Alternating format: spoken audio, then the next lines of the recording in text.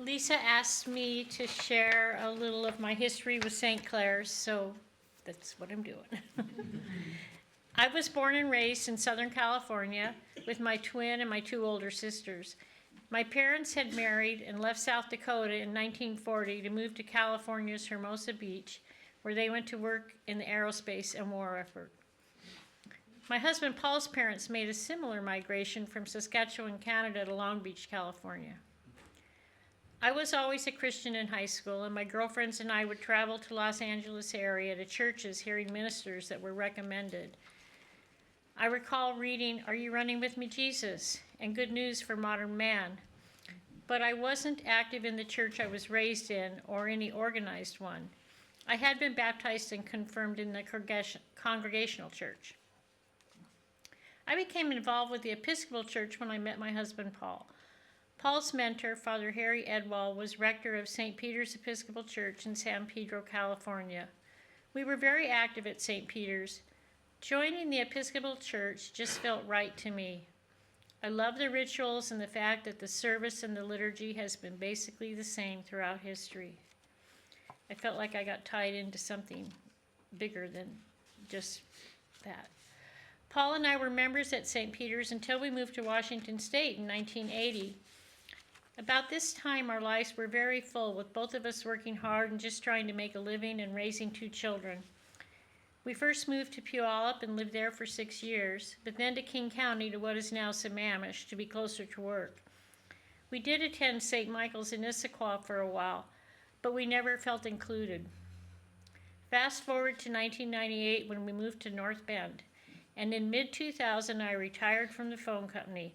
I had time to spend with my mother, and since I was the youngest of four, this was something I'd always wanted. I also joined Bible studies with two of my neighbors and took up regular hiking. It was a wonderful time in my life, and of course, I had driven by that cute little white church, which was St. Clare's, and I decided to visit. At that time, Father Hawkins was a part-time interim priest. I loved his sermons. Right from the first visit, I felt very comfortable and welcome at St. Clare's. It was great to be back in the liturgy of the Episcopal Church, and we felt right at home. There were very few parishioners. Ted Crane was the senior warden. I also recall Holly Miller, of course, Abby and Ted Crane, and Jackie and Rich Pfeiffer, and Ann and Carl Nielsen. I remember describing St. Clare's to my mother, telling her how welcoming and wonderful it was. I think our size makes it very inviting. It's not intimidating, and our size really does help. I recall Valerie and Jeff King, and Valerie got me making sandwiches for the food bank, and we all, including David and Susan Dean, got involved cooking breakfasts once a month and giving out sandwiches from the North Bend Community Church. Patty Baker came around 2004, or maybe earlier, and she fit in beautifully, and St. Clare's grew. The Snoqualmie Ridge was being developed, and we grew accordingly and got the Workmans and the Bullards. With Jackie and Rich directing, we started hosting Lobster Fest, and that was a huge community fundraiser for St. Clare's, get-togethers that the entire church worked on. Jackie and Rich were also in charge of our annual St. Patrick's Day corned beef dinners. We always and still do have great social gatherings. I remember when Mary Fairbrook first came to St. Clare's and sat in the back with Hannah and Beth as tiny girls, and I just thought Mary was so lovely. I also recall sitting and chatting with Ava Friesinger and Diane after church and really liking them, and also Sue Peringer and Holly Boroff. I think it was 2006 when we had flooding in North Bend and the church basement filled with water, which subsequently created mold in the building, and eventually we had to take down the church. I remember when Paul and the other men all went and carried the altar out before the demolition.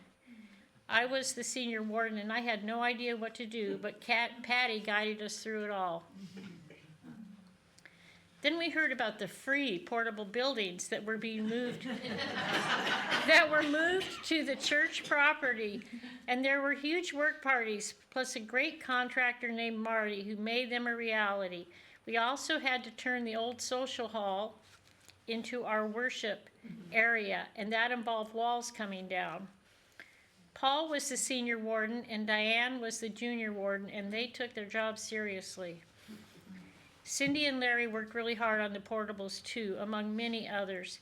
After that, there was landscaping and so many more tasks. When Myra and Lisa and their family started attending, they fit right in and stepped up heroically during the pandemic with food distribution and technical help. We're also happy with how that worked out.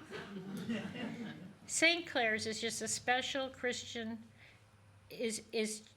St. Clare's is just a special Christian community, and it has taught me how to live a Christian life, and I feel indebted to everyone who makes it that way.